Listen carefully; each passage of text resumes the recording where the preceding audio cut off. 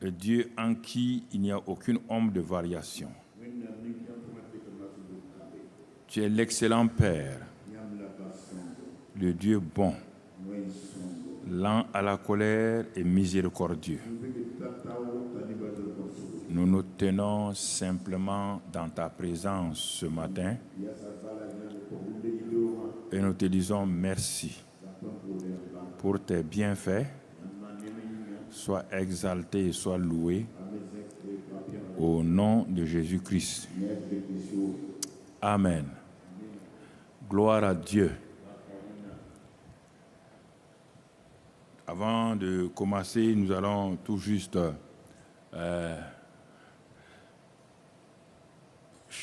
chanter ceci-là de cette manière. Les hommes vont dire comme cela: sachez que l'Éternel est Dieu, il est le roi, il est bon. Les femmes vont dire: sachez que l'Éternel est Dieu, il est bon, il est bon. Sachez que l'Éternel est Dieu, il est le roi, il est bon. Sachez que l'Éternel est Dieu, il est le roi. Pas de rythme, bam, bam, bam. Je veux qu'on entende les mots. 2, 4, les hommes. Sachez que l'Éternel est Dieu, il est le roi, il est bon. Femme. Sachez que l'Éternel est Dieu, il est le roi, il est bon. Sachez que l'Éternel est Dieu, il est le roi, il est bon. Ensemble. Sachez que l'Éternel est Dieu, il est le roi, il est bon. Sachez que l'Éternel est Dieu, il est le roi, il est bon. Sachez que l'Éternel il est le roi, il est bon. Il nous a donné Jésus. Il nous a donné sa vie. Il nous a donné l'Esprit. Il nous a donné sa foi. Sachez que l'Éternel est Dieu. Sachez que l'Éternel est Dieu. Nous chantons ensemble maintenant.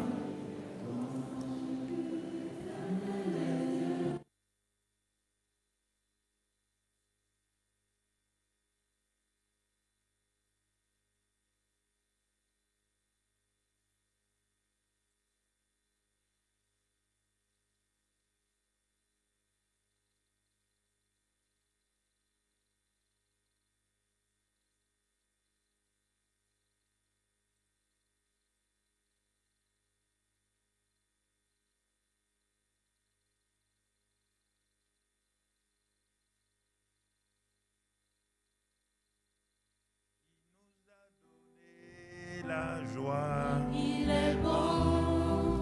Il nous a donné la paix, il est bon. Il nous a donné son Fils, il est bon. Il nous a donné l'Esprit, il est bon. Oh, sachez que l'Éternel est Dieu, il est le roi.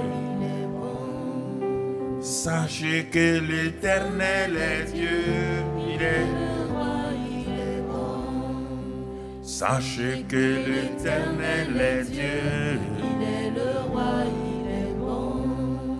Il nous a donné Jésus, il est bon.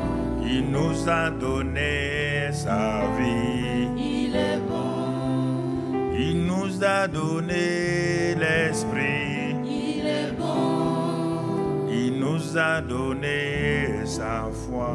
Il est bon. Il nous a donné son Fils. Il est bon. Il nous a donné l'Esprit. Il est bon. Sachez que l'Éternel est Dieu. Il est le roi. Il est bon. Sachez que l'Éternel est Dieu. Il est le roi. Il est bon. Ça, c'est quand tu es dans ta chambre, tu fais. J'ai dit, il faut apprendre à louer l'Éternel. Et quand tu chantes ces cantiques, ces petits cantiques, on n'a pas besoin de rythme. C'est la joie qui vient dans ton cœur. C'est la paix qui vient dans ton âme. Donc, quand tu chantes cela, tu vois la grâce de Dieu qui se manifeste. Tu vois la bonté de Dieu qui se manifeste. Parce que les paroles que tu entends, on dit la foi vient de ce que tu entends. Toute une série de petits cœurs sur la bonté de Dieu. Et tu vas réaliser combien il est vraiment bon, combien il est précieux.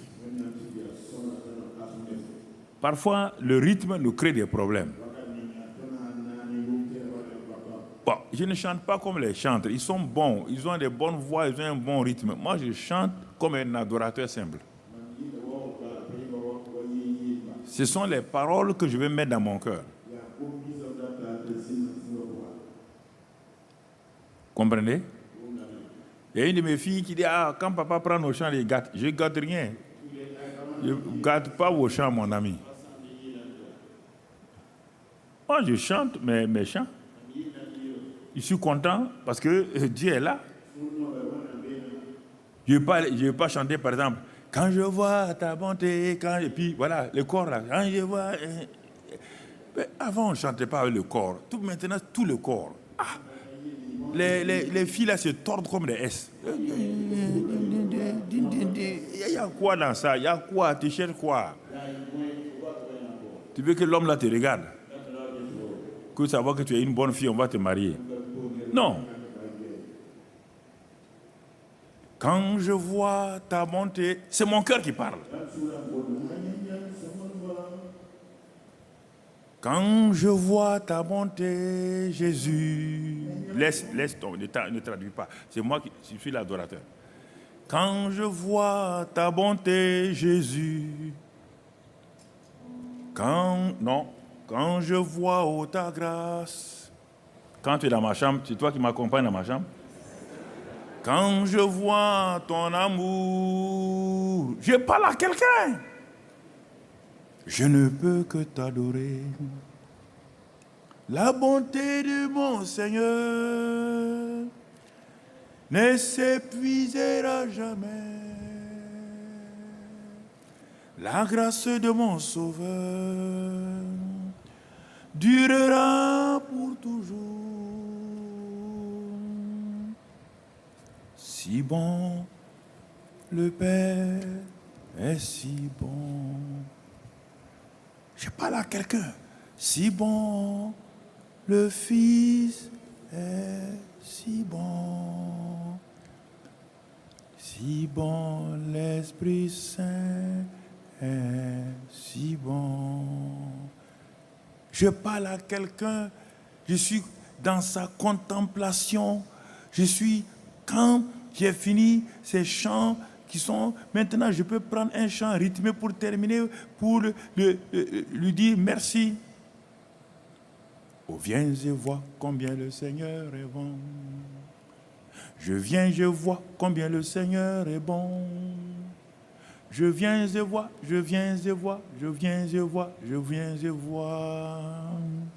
Je viens, je vois combien le Seigneur est bon. Combattent des mains que tous les humains.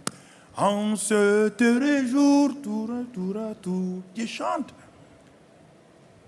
Au bout de 20, 30 minutes, mon cœur est dans la paix, dans la joie. Et je connecte avec l'Esprit Saint. Il est là. Mais si je n'ai pas fait ça moi-même, je ne le mets pas à l'aise.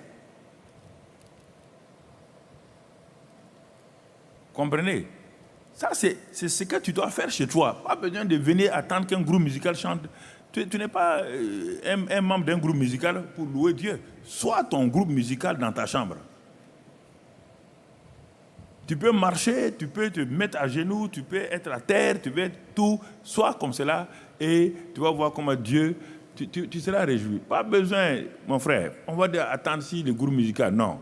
Si tu n'as pas chanté chez toi, là, tu vas venir chanter ici, c'est simplement pour c'est la drogue, pour te calmer.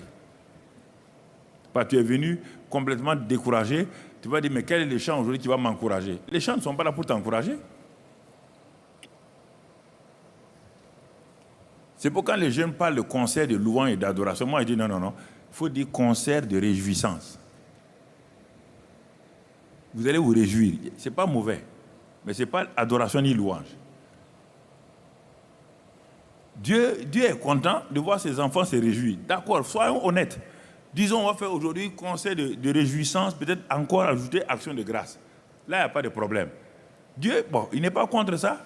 Donc, vous venez vous réjouir devant lui, vous sautez, vous gambadez, vous criez. Il n'y a pas de problème, parce qu'il est content. C'est la fête pour vous. Mais quand vous dites louange et adoration, là, vous ne pensez plus à vous, mais vous ne vous tordez pas. On ne peut pas adorer Dieu en se tordant, en se tortillant. Non, vous avez déformé, on a déformé les choses. Mais oui. Hein? Comme vous ne partez plus au bal, venez faire tant de réjouissance. Il n'y a pas de problème. Venez vous réjouir, sauter, crier, danser, il n'y a pas de problème. Il n'y a pas de problème. Mais ne dites pas ça, n'appelez pas ça tant de louange et d'adoration. Parce qu'il n'y a rien de Dieu là-dedans. Il n'y a rien que Dieu reçoit. Je dis ça pour tous ceux qui sont en contact avec nous. Là. Regardez bien, quand je regarde la télévision, là, quand je diminue la voix là, pour voir la fille qui est en train de chanter là, elle va chanter comme ça, sans voix là. Toi, tu dis, mais il y a quoi? Oh, mon cœur t'aime. Est-ce que tu es amoureux de Dieu? Tu attrapes ton cœur là. Mon cœur t'adore. Il y a quoi? Il y a quoi? Et puis quand il chante, il faut qu'il torde les yeux. Oh Dieu! Il y a quoi? Il y a bagarre? Est-ce qu'il y a bagarre? Si ce n'est pas dans ces 15 années-là, on ne voit pas ça. Dans l'adoration de la loi, on n'a jamais vu ça. Il faut que les gens montent. Non, il faut rester tranquille. Il faut rester tranquille. Hein? Si Jésus est là, toi, tu vas te tordre comme ça. Jésus vient physiquement, toi, tu vas te tordre comme ça devant Jésus. Tu seras prosterné devant lui et tu vas l'adorer, même sans montrer ton corps. C'est ça qu'il faut faire dans votre chambre. L'adorer simplement, le louer simplement. Simplement. Ayez votre carnet de chant, ou ça, ayez ces carnets-là, ou si vous connaissez, vous ouvrez, vous pouvez vous mettre à genoux, vous pouvez être debout et vous chantez. Vous chantez simplement. Et vous allez voir qu'en 10 minutes, votre cœur là rentre dans le repos. Et quand votre cœur rentre dans le repos, vous commencez à chanter en langue, louer Dieu en langue, vous êtes connecté. Il est dit que celui qui parle en langue parle à Dieu. Après l'avoir loué, adoré, vous parlez en langue. Vous allez voir d'ici 30 minutes, je vous dis, 30 minutes, si vous n'êtes pas faux, vous allez voir la présence de Dieu.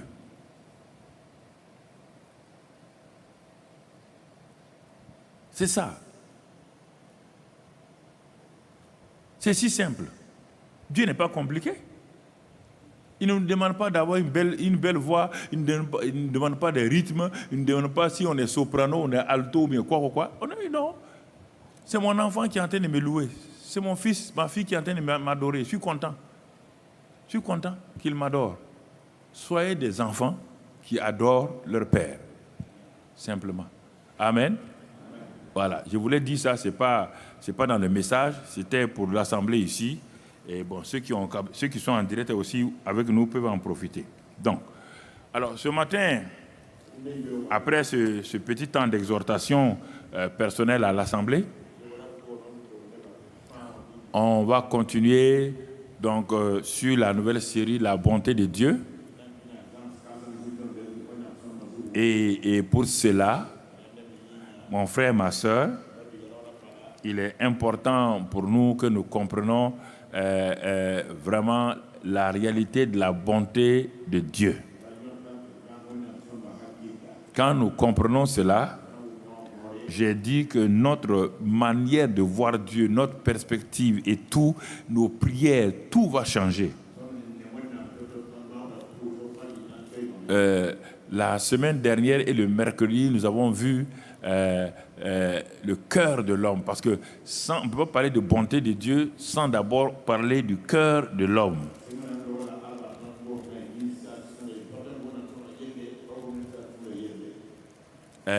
Sans un cœur bon, sans fraude, il est difficile de reconnaître la bonté de Dieu. Et c'est pourquoi nous avons examiné nos cœurs dimanche matin et le mercredi soir, ceux qui étaient là, les responsables, ceux qui étaient connectés.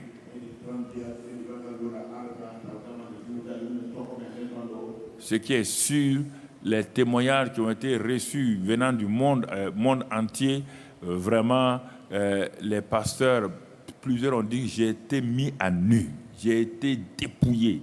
Vraiment, je ne savais pas. J'ai dit, mais oui, c'est comme cela.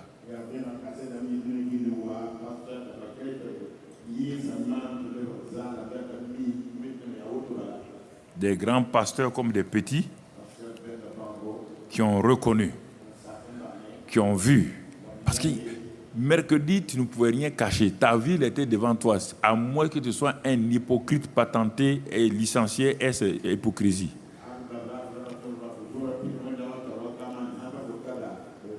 Il n'y a pas une seule personne qui a été en contact avec le message de mercredi qui est resté indifférent. S'il est resté indifférent, c'est qu'il est près de la mort. Il est près de la mort. Sinon, personne ne peut. C'est un mort qui peut rester indifférent vis-à-vis du message du mercredi soir.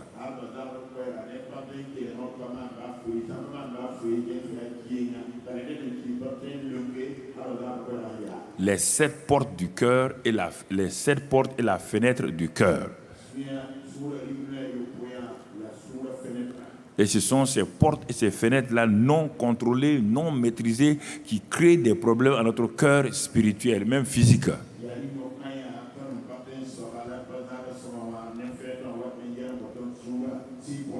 Et depuis le séminaire de Pentecôte, j'ai dit que nous sommes en train d'aller pas à pas.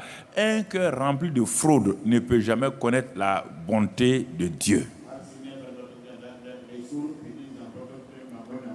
Il ne peut même pas accepter que Dieu soit bon. Et beaucoup de chrétiens n'acceptent pas la bonté de Dieu. À la rigueur, ils parlent de grâce, mais ils n'acceptent pas la bonté de Dieu. Or, toute la source est là-bas.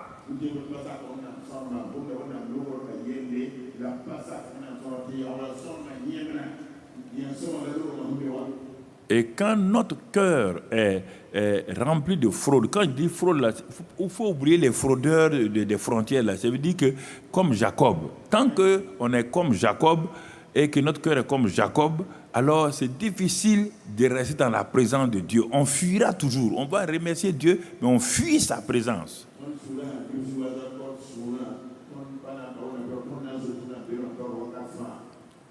Parce que le cœur rempli de fraude déforme Dieu.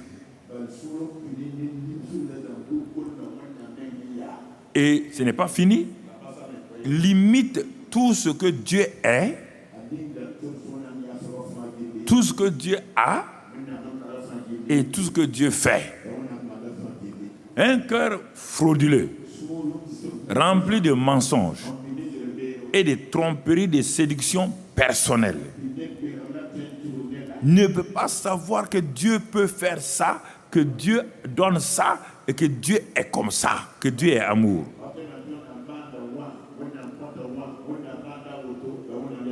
Oui, si tu parles de Dieu, il va dire oui, mais Dieu, oui, on sait, mais pourquoi il y a ceci? Il va dire pourquoi il y a cela. Ça veut dire qu'il remet en cause la bonté de Dieu.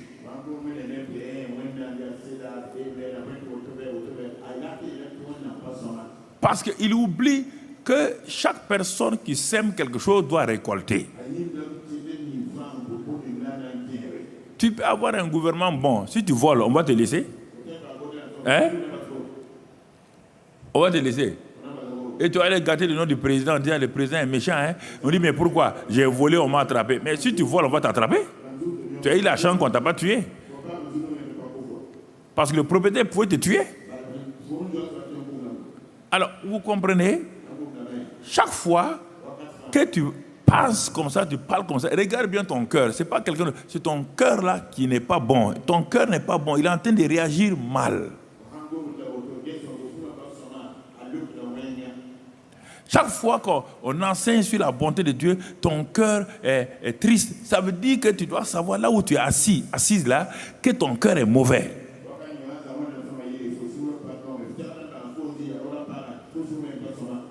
Et c'est ce qu'il fait. Quand on dit que Dieu peut guérir, ton cœur refuse. Que Dieu bénit les gens, ton cœur refuse. Parce qu'une incrédulité s'installe dans ton cœur. Le cœur frauduleux, méchant, tortueux ne peut pas avoir la foi. Tu le vois courir dans tous les lieux de prière. Quand tu vois quelqu'un courir dans les lieux de prière, sache que son cœur est tortueux et qu'ensuite, ça ne va pas chez lui.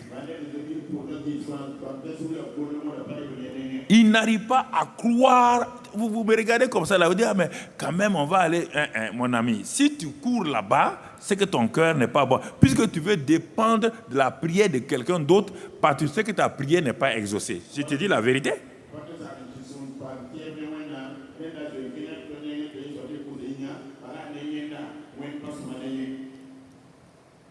Toi, tu es dans tous les groupes de prière pour tes problèmes. Tu as fait 1 an, tu as tourné. Il n'y a pas d'exaucement. Assois-toi, mon fils, ma fille, et sache que ton cœur est mauvais et que ça amène l'incrédulité. Et c'est pourquoi tu n'es pas exaucé. Ni par tes prières personnelles, ni par la prière des prophètes. Il n'y a rien d'autre.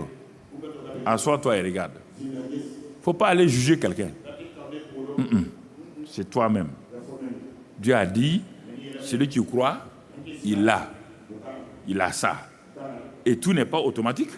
Il y a des choses qui sont automatiques. Il y a des choses qui mettent du temps avant de s'accomplir. Donc, c'est pourquoi beaucoup de chrétiens souffrent inutilement parce qu'ils n'arrivent pas à connaître le caractère de Dieu. Cela dépend de leur cœur. Mon frère, ma soeur. Un cœur qui est entré dans l'incrédulité à cause de sa nature, regardons quelques éléments. On va voir au temps de l'église de Moïse, l'église du désert. Parce que Moïse avait la plus grande église du monde. Dieu a fait des grandes choses. Dieu les a sauvés de la main de Pharaon. Dieu les a libérés de l'Égypte. Regardez comment ils vont se comporter après toute cette grâce et puis la présence du Saint-Esprit sous forme de nuée sur eux.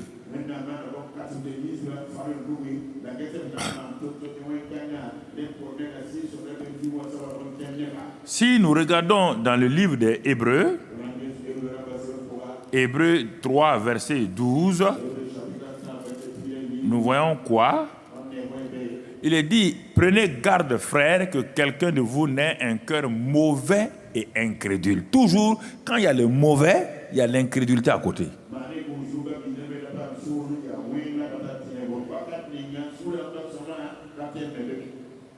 Un cœur mauvais et incrédule.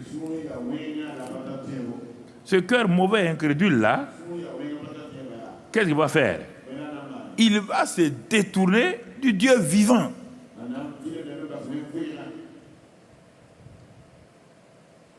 Parfois, nous ne voulons pas lire la Bible. Parce que nous ne voulons pas que Dieu nous parle directement. Quand mon cœur est mauvais, ça peut ne pas être permanent.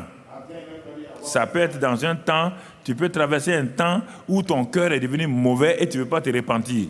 Je parle de tout ça. Je ne parle pas des gens du dehors, je parle des croyants. Ceux dont on parle ici, ils ont quitté l'Égypte avec Moïse. Ils ont dit qu'ils croient en Dieu. Ils ont dit que Dieu est fort, puissant. Mais on dit que ce cœur mauvais et incrédule là a fait qu'ils se sont détournés de Dieu.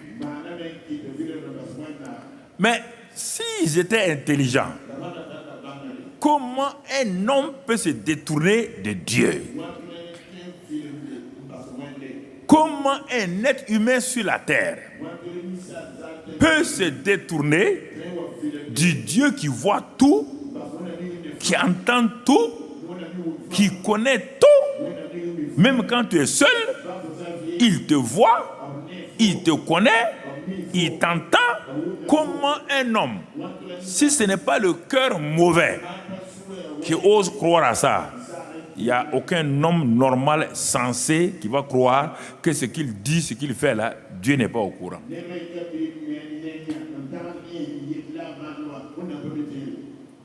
Donc tu vois ça. Vous savez, il y a des messages qui vous font bien à la chair, il y a des messages qui font du bien à votre esprit. Méfiez-vous de ceux qui vous caressent pour vous dire que ça c'est pas méchant, ce que tu fais n'est pas bien. On ne guérit pas l'appendicite en caressant votre ventre. Pour guérir l'appendicite, il faut obligatoirement une opération pour extraire donc l'appendicite et donc qui est inflammé ou qui en tout cas qui a des problèmes.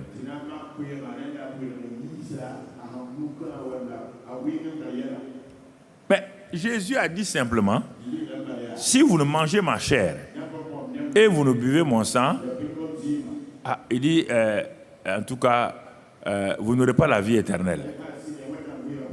Mais regardez, les gens ont dit, regardez une parole simple comme ça. Ils ont dit, cette parole est dure. Qui peut l'écouter? Et puis ils ont donné d'eau, ils sont partis.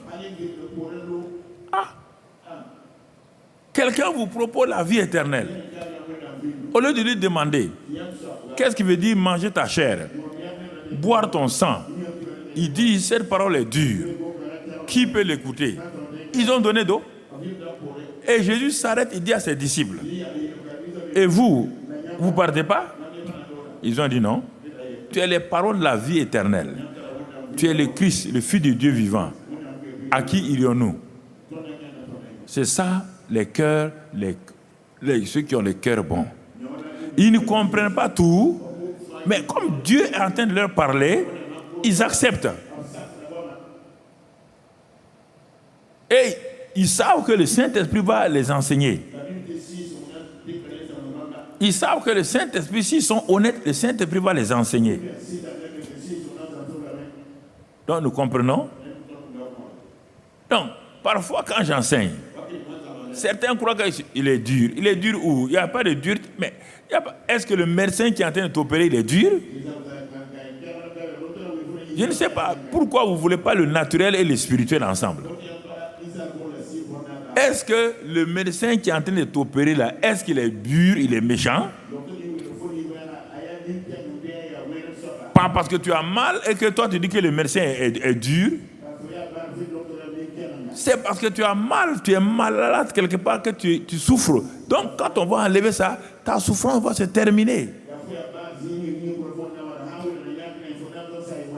C'est important que nous comprenions ces choses. Si nous ne les comprenons pas, bon, on va se leurrer. On va dire, bon, on vient à l'église, moi je suis venu, c'est ça, je suis venu chercher, mais on me parle de cœur. Mais si tu ne veux pas de cœur, je t'ai dit, il faut être honnête. Si tu ne veux pas quelque chose, tu pars. Ne te fatigue pas. On dit, le pasteur Karamdi chasse, je ne chasse personne. Il n'y a rien de pire que d'être un hypocrite dans un milieu où les gens sont vrais. Toi, tu es hypocrite parmi des gens qui veulent marcher droit, tu te fais du mal à toi-même. Donc, vous voyez, frères et sœurs, premier élément, donc il est dit, dans ce passage-là, on peut voir, on va monter au verset 7. On va dire au verset 7. Pourquoi? C'est pourquoi, selon ce que dit le Saint-Esprit, aujourd'hui, si vous entendez sa voix, n'endurcissez pas vos cœurs, comme lors de la révolte, le jour de la tentation dans le désert, où vos pères me tentèrent pour m'éprouver et ils virent mes œuvres. Vous voyez bien, pendant 40 ans. Aussi, je fus irrité contre cette génération et je dis, ils ont toujours un cœur qui s'égare. Ils n'ont pas connu mes voies. Je jurai donc dans ma colère, ils n'entreront pas dans mon repos.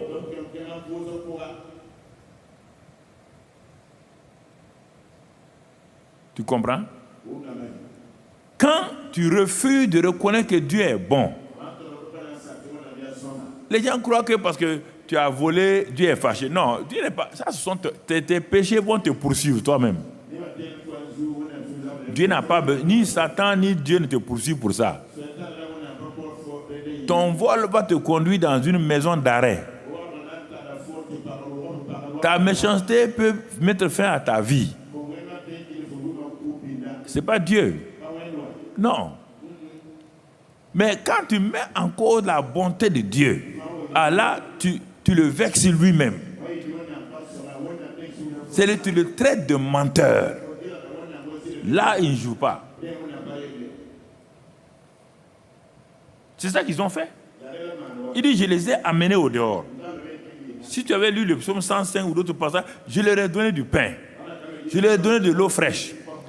J'ai guéri quand ils étaient malades, je les ai guéris.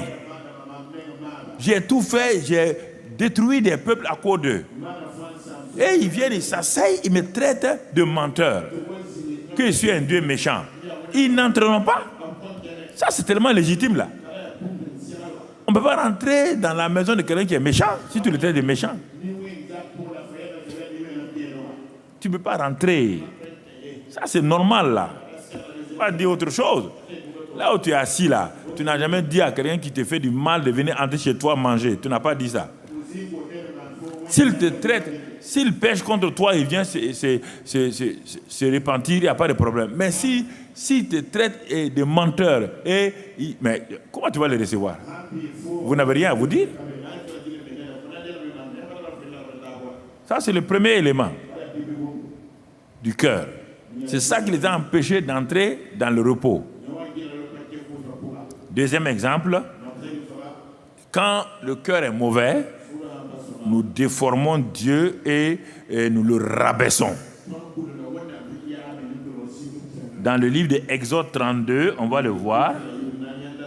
Exode 32, versets 1 à 6.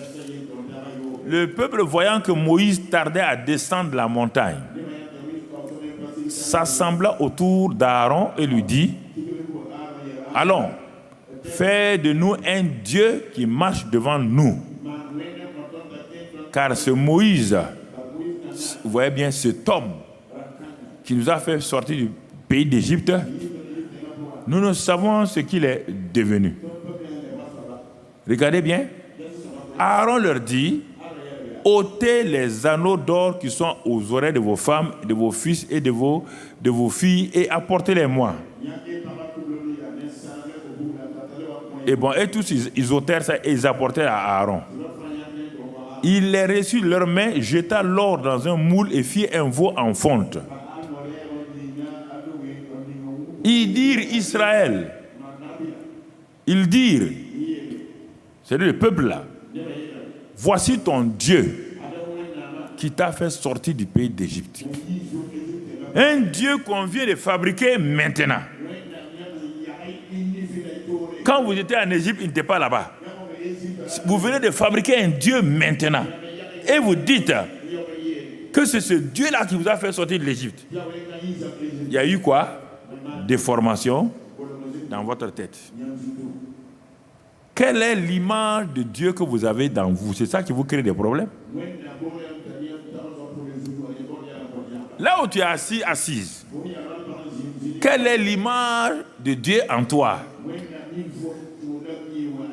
Un Dieu méchant, un Dieu limité, un Dieu qui n'est pas bon. Quelle est l'image? Dieu qui les a sauvés là, leur a dit de ne point faire d'image donc en son nom. Et ils disent, ça veut dire que Écoutez très bien. Beaucoup de gens sont nés de nouveau, mais leur pensée, leur âme n'a jamais été restaurée. Tu m'entends, je te répète ça. La nouvelle naissance ne produit pas automatiquement la restauration de l'âme de l'homme. Ils ont vu la gloire de Dieu en Égypte, mais leur mentalité n'était pas changée. Ils avaient la mentalité d'esclave. Un esclave a toujours un méchant maître. Un esclave a toujours un méchant maître. Et comme ces maîtres-là, ces maîtres pharaons les a maltraités, et ils sont maintenant sous l'autorité d'un nouveau maître, ils n'ont pas changé de mentalité. Ils ont changé de lieu. Ils sont plus en Égypte. Mais ça ne fait rien. N'ayant pas changé de mentalité, ils se conduisent toujours comme s'ils étaient en Égypte. Et la conclusion, Dieu n'est pas mieux que les dieux égyptiens. Ils ont vu les veaux là-bas et ils ont reproduit ça ici.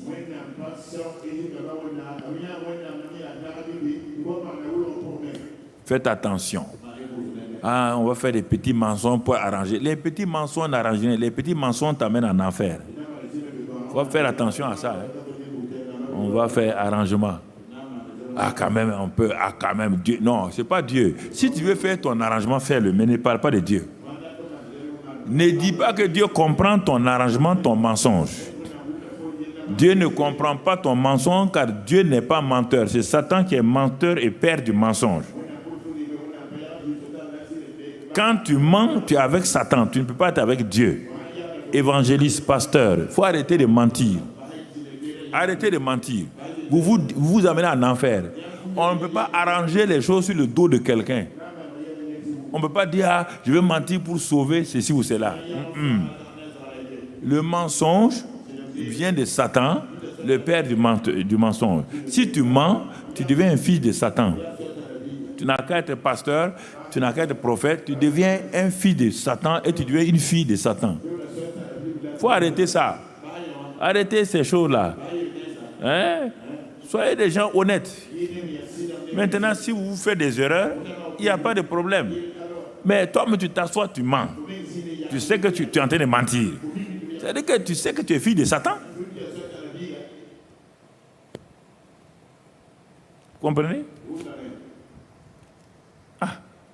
Je ne peux pas te dire autre chose. Tu ne m'as pas appelé, tu ne m'as pas sauvé. Si tu viens devant moi, tu acceptes ce que je te dis. Je suis là dans moi-même.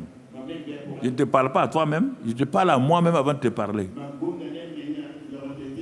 Voilà. Voilà. Il faut qu'on soit honnête entre nous. Chacun doit être honnête avec lui-même. Voilà, mon frère. Il n'y a pas autre chose. Non. Ça ne me servira pas de venir te prêcher et d'être dans le mensonge. Ça ne me servira pas. Je suis en train de me séduire moi-même. Nous voulons toujours un Dieu que nous pouvons commander. Nous voulons un Dieu que nous pouvons manipuler. C'est pourquoi les gens de ce monde-là ont toujours des dieux morts de terre, des dieux collines, des dieux forêts qu'ils peuvent taillarder comme ils veulent.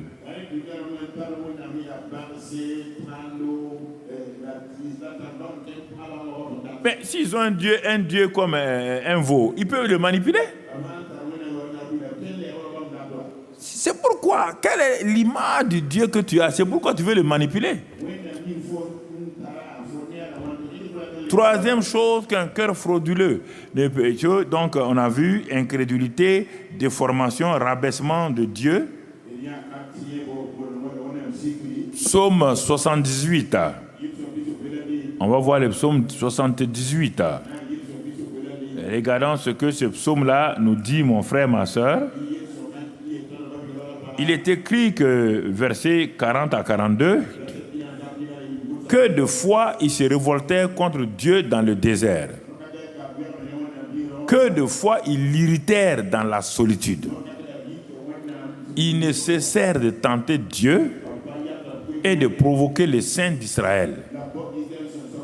il ne se souvient pas de sa puissance. Écoutez bien, il ne se souvient pas de sa puissance du jour où il est délivré de l'ennemi. Donc, mon frère, du jour où il est délivré de l'ennemi, des miracles qu'il a accomplis en Égypte et de ses prodiges. Ça, c'est quoi? Le cœur qui n'est pas droit ne peut pas se souvenir des bienfaits de Dieu hier, avant-hier, il y a 3 ou 4 ans. Regarde toi-même comment tu oublies les bienfaits que les gens t'ont fait. Et regardez, parfois les gens oublient, c'est cet homme-là, par exemple, qui t'a mis à l'école, c'est cet homme-là qui t'a hébergé. Mais quand ils vont l'attaquer, ils oublient totalement que c'est grâce à lui que tu es aujourd'hui. S'il ne t'avait pas hébergé, s'il ne t'avait pas gardé, tu ne serais pas là.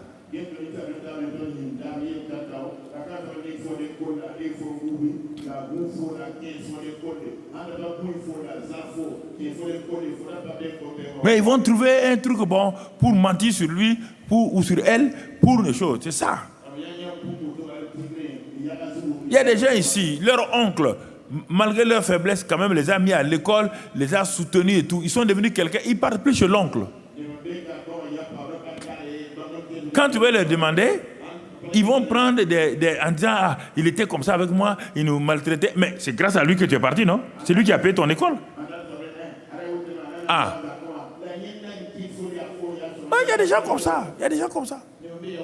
Ça veut dire, cette personne-là, si tu regardes sa vie chrétienne, il a le même comportement avec Dieu. S'il a un problème aujourd'hui, il oublie ce que Dieu a fait il y a 2 ans pour lui. Tant que Dieu ne fait pas de nouvelles choses dans sa vie, il n'est pas content. Si tu es un type comme ça, tu es malheureux. Tu es un pauvre type. On appelle ça pauvre type. Un pauvre type. On dit de mettre devant toi les bienfaits de Dieu. Mets les bienfaits il y a 10 ans. Mets les bienfaits il y a 40 ans. Et tu verras ce que Dieu a fait pour toi. Tu ne vas jamais oublier. Parce que le manque de reconnaissance est terrible dans la vie des gens. Regarde la liste des gens qui t'ont fait du bien. À cause d'une seule faute. D'une seule faute.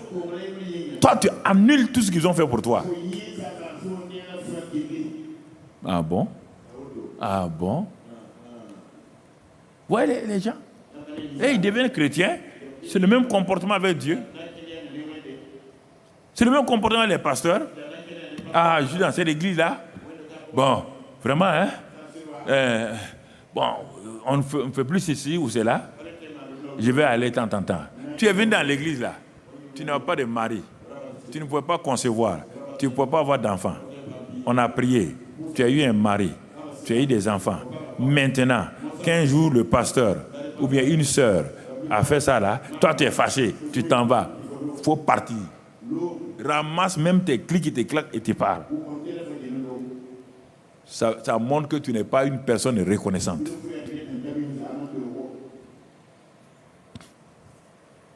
Une personne non reconnaissante. C'est terrible pour toi. Parce que là où tu vas aller là, tu vas reproduire la même chose. Ton cœur n'a pas changé. Tu es à la recherche des gens qui vont se soumettre à toi. Ce que toi tu veux là, c'est ça qu'il doit faire. Voici le problème. Vous voyez pourquoi beaucoup de nos prières, il n'y a pas de bien. Vous savez pourquoi? On dit, ah, c'est telle chose qui est contre moi. Moi, j'ai été directeur. J'ai eu 2 ou 3 présidents. J'ai eu comme 5 ministres. Aucun ministre ni président ne m'a appelé pour dire, il va me faire ça.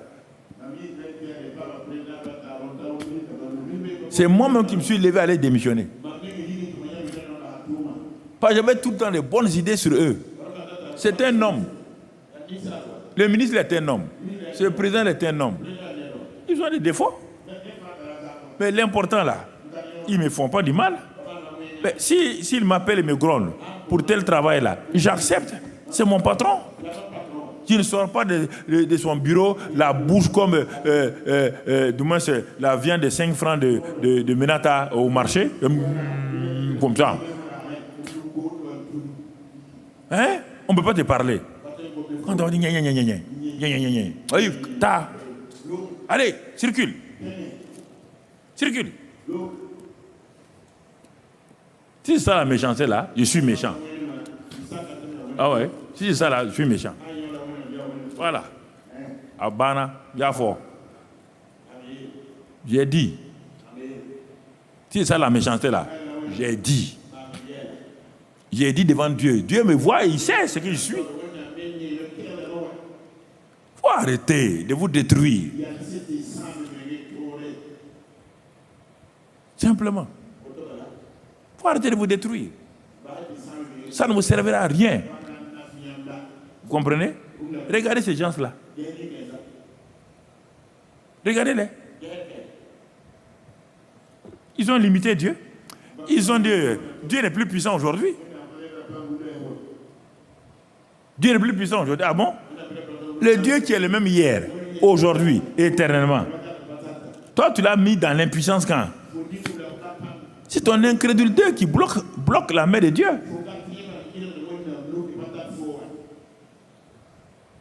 On va lire dans 2 Corinthiens 3. Quand le cœur est comme ça, on est aveuglé. Jusqu'à ce jour, quand on lit Moïse, un voile est jeté sur leur cœur. Mais lorsque les cœurs se convertissent au Seigneur, quel Seigneur? Le Seigneur Saint-Esprit, le voile est ôté. Mon frère, ma soeur, tu comprends?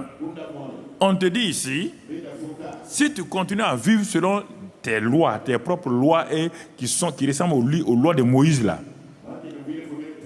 il y a un voile qui est jeté sur ton cœur. Si tu continues à juger les gens selon tes lois, ah, tu ne dois pas mentir, tu es une femme, ceci ou cela, il y a un voile qui est jeté. Mais on te dit que si tu veux avancer, ton cœur là, si ton cœur se convertit au Seigneur, il y a 2 mots. Quand on croit en Jésus, on est né de nouveau dans notre esprit. Mais ici, qu'est-ce qu'on dit? Convertir au Saint-Esprit.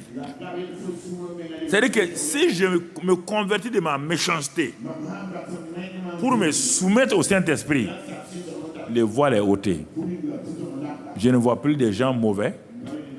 Je ne vois plus des gens par rapport auxquels je suis meilleur. Je fais comme Jésus a fait, Philippiens 2.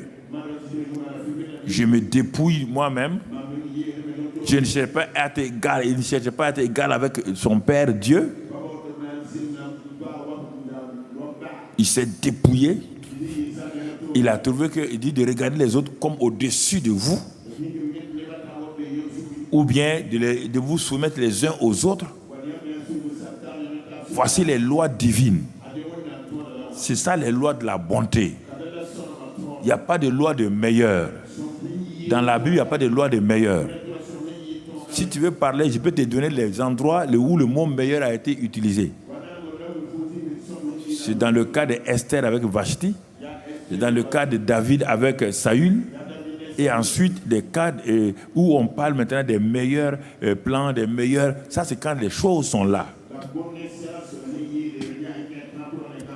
Dieu étant bon, la bonté étant sa borne supérieure. Si je peux dire comme ça. C'est sa borne supérieure, la bonté. Tu ne peux pas utiliser le mot meilleur. Si tu utilises le mot meilleur, ça veut dire que tu veux être au-dessus de Dieu. Et c'est pourquoi Satan voulait être au-dessus de Dieu. Il voulait être meilleur. Ah, donc c'est pourquoi Lucifer, du moins, et ça l'a créé à être Satan. Il voulait dire aux anges que lui, il est meilleur par rapport à Dieu. Regardez. C'est ça qu'il a dit à Adam et Ève, il faut les avoir.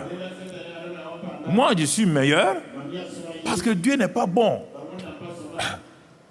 Même bon, là, il n'est pas bon. Sinon, il aurait dû vous dire que vous êtes des dieux. Mais il leur a dit ça dans Genèse 1, 28. Semblable à moi, à mon image. Adam, Dieu t'a dit ça? Qui t'a créé semblable à son image. Tu veux être supérieur à Dieu pour faire quoi? Parce que Satan a utilisé ça et il veut que tout le monde ait cette attitude-là. Et il sait que Dieu hait ça. Il hait ça.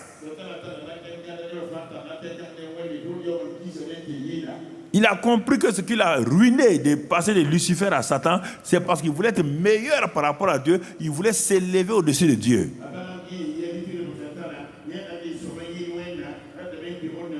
C'est pourquoi les hommes ont inventé le mot meilleur. Ce n'est pas un mot spirituel. Le mot meilleur n'est pas spirituel. Cherchez dans la Bible, je vous défie. Si vous voulez contester, cherchez et venez me voir. Cherche toujours, le meilleur veut dire, lui il est bon. Comme je ne veux pas qu'on dise qu'il est bon, je dis je vais être meilleur, je vais faire des meilleures choses. Donc, alors automatiquement, il y a l'orgueil qui me pousse. Donc vous comprenez, ce sont des choses importantes. Pas parce que vous avez entendu ça au lycée, en classe, et que les gens disent ça, voici une meilleure plante. Pour les choses qu'on a créées, c'est bon. On peut le dire comme cela. Une meilleure manière de travailler, il n'y a pas de problème. On ne compare pas. Ah non, on te dit, pour t'améliorer, voilà les meilleures voies. Mais on ne compare pas à quelqu'un. Donc tu comprends? Si je dis je suis meilleur à Frédéric, par rapport à Frédéric, ça veut dire que j'ai déjà jugé Frédéric, qu'il est limité. Je ne tiens plus compte de ce qu'il est dans telle chose. Ça veut dire que je montre que je suis meilleur à Frédéric dans tout. Or, ce n'est pas vrai. Il a des choses que moi je n'ai pas. J'ai des choses qu'il n'a pas. Il a dit soumettez-vous les uns aux autres. Et puis il reconnaît que Frédéric du moins dans tel domaine-là, il est bon. Respecte-le comme ça. C'est ça que la Bible dit. Dieu est bon. Il n'est pas meilleur. Personne ne peut être meilleur que lui. Il te suffit d'être bon comme Dieu. Ça, c'est suffisant. Pas besoin d'être autre chose. Donc, tu vois, mon frère, ma soeur, ce sont des choses importantes. Donc, en révisant ces choses-là sous une autre forme, sur le cœur, là, ça va te permettre les fonds de cœur qui restent là d'enlever ça et de mettre de côté. Dieu ne peut marcher qu'avec un homme qu'il a reconnu. Parce que Amos 3.3 dit que, on ne va pas le lire, on le connaît, 2 hommes marchent-ils ensemble sans être au préalable d'accord, sans être convenus.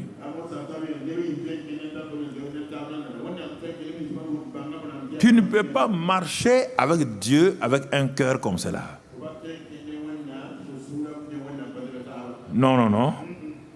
Parce que toute rébellion dans ton cœur, toute tromperie dans ton cœur, toute fraude dans ton cœur, toute séduction va t'amener à avoir des comportements comme les gens de l'église de Moïse. Incrédulité, déformation du visage de Dieu, limitation de la puissance de Dieu et aveuglement. Et avec ça, tu ne peux pas avancer. Tu vas aller où? Alors, après avoir introduit cela, donc nous allons maintenant, parce c'était pour bien sceller avec le cœur.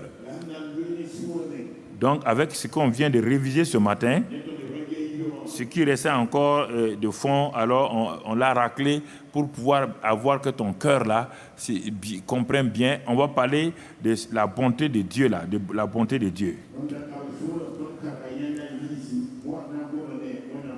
Puisque notre titre aujourd'hui est Jésus, l'incarnation de la bonté divine. Voilà. Jésus est l'incarnation de la bonté divine. Alors, qu'est-ce que cette bonté-là? Mon frère, ma soeur. Dans un premier temps, on va lire dans Hébreux 1, verset 3. Hébreux 1, verset 3. Dans ce passage-là, voilà ce que la Bible nous dit. Que Dieu a parlé dans ces derniers temps par le Fils. Le Fils, là, qui est quoi? Verset 3. Il est le reflet de la gloire de Dieu et l'empreinte de sa personne. Alors, Pour connaître la bonté de Dieu, si tu restes dans l'Ancien Testament, tu resteras toujours voilé. C'est pourquoi on dit que ceux qui lisent Moïse là sont voilés. Ils ne voient pas la bonté de Dieu. Parce qu'ils voient beaucoup de choses croyant que c'est Dieu qui fait ça. Parce que pas dans le français, nos phrases ont des problèmes. C'est-à-dire qu'il y a le sujet, il y a le verbe, il y a le complément. Dans l'hébreu, ce n'est pas comme ça. On n'a pas dit que Dieu a ouvert volontairement la terre pour engloutir Dathan. Là, c'est-à-dire que ce qu'ils ont fait là a permis à Dieu. C'est-à-dire qu'ils ont désobéi. Et la loi qu'ils ont eue, c'est la terre s'est ouverte pour les engloutir. Ce n'est pas Dieu qui s'est assis, ouvrir la terre, puis les engloutir. Non. Dans l'hébreu, ce n'est pas comme ça. Mais dans le français, il faut qu'on ait une phrase correcte, le sujet. Donc c'est pourquoi on dit Dieu a ouvert.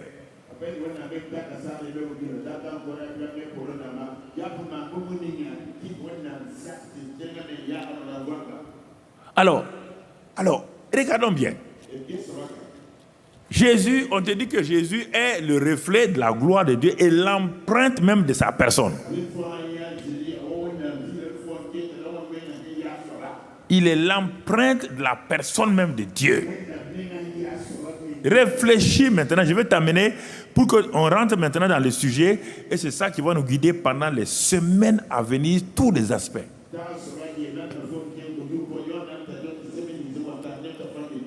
Regardons dans Marc 10 et comment Jésus va parler. Marc 10, verset 17.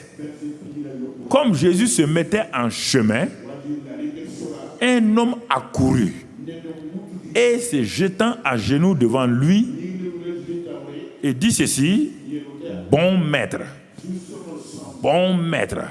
lui demanda-t-il, que dois-je faire pour hériter la vie éternelle? On s'arrête là. On va voir la suite après. Regardez. Toi, tu viens trouver quelqu'un. Tu dis qu'il est bon.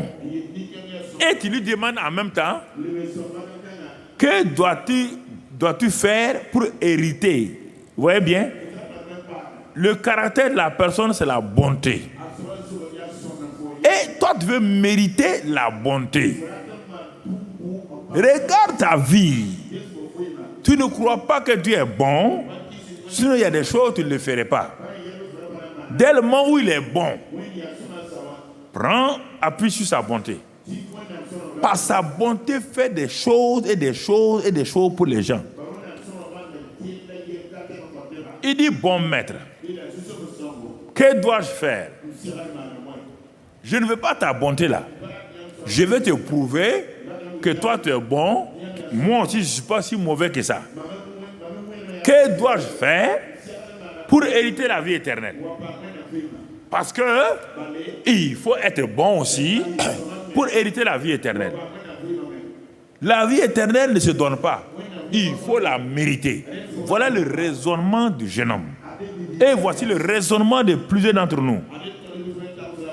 Le verset 18. Jésus le regarde. Il le regarde. Jésus lui dit, pourquoi m'appelles-tu bon? Ça ne veut pas dire que Jésus n'a pas dit que lui il est mauvais. Hein? Tu ne comprends pas la phrase. Il n'y a de bon que Dieu seul. Toi, tu veux la vie éternelle. Et la vie éternelle vient de Dieu. Et Dieu est bon. Moi, je suis l'incarnation de Dieu sur la terre. Si tu reconnais que je suis bon, mais alors, pourquoi tu m'appelles bon? Tu m'appelles bon et tu veux faire des choses.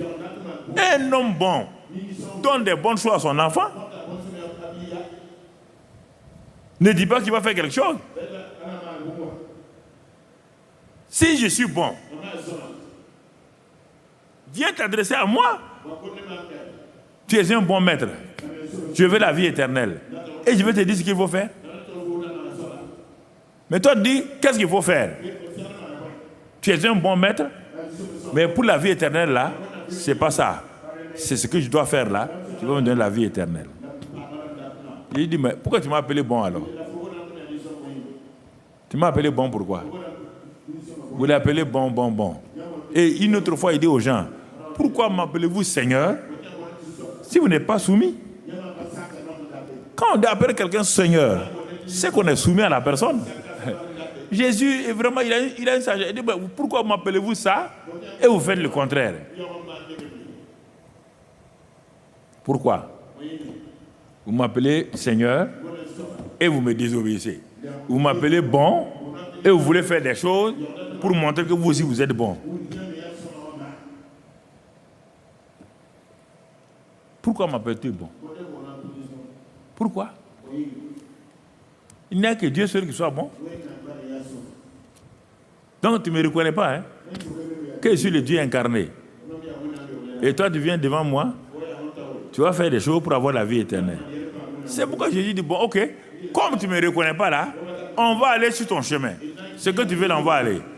Comme tu veux faire des choses pour avoir la vie éternelle, allons-y. Il commence les commandements. Quand il arrive au dernier, l'homme voit, le dernier il l'a réservé. C'est son cœur. Comme tu veux là. Tu vas aimer Dieu de tout ton cœur. De toute ta force. Alors si c'est ça, si tu aimes Dieu comme ça là, va, vends tes biens, viens et suis-moi. Il a dit non. Il est retourné triste. C'est parce qu'il n'a pas reconnu la bonté. Il est venu pour montrer que lui aussi il est quelqu'un. Et la plupart du temps, quand vous allez pour prier là, vous partez pour montrer à Dieu que vous voulez des choses pour que Dieu fasse ça. Si je jeûne et prie, il va faire. Dieu ne le fera pas parce que Dieu est bon. Il n'a pas besoin de ton jeûne et ta prière.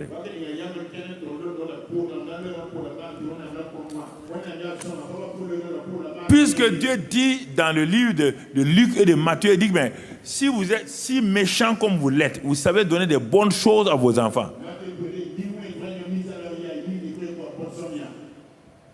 Votre enfant a faim, il demande du pain. Avez-vous déjà pris un caillou de donner? Non. Pourtant, vous êtes méchants. Si les méchants savent faire du bien, du bon, et le bon lui-même alors, Jésus interpelle notre pensée. Il dit, vous n'avez pas compris encore. Ah, donc vous voulez nous taper la tête quoi? Ah, moi je suis bon, mon père est méchant. Un royaume divisé contre lui-même, ça peut rester? Ah, il te pose la question. Ah, moi je suis bon, mon père est mauvais. Ça peut aller.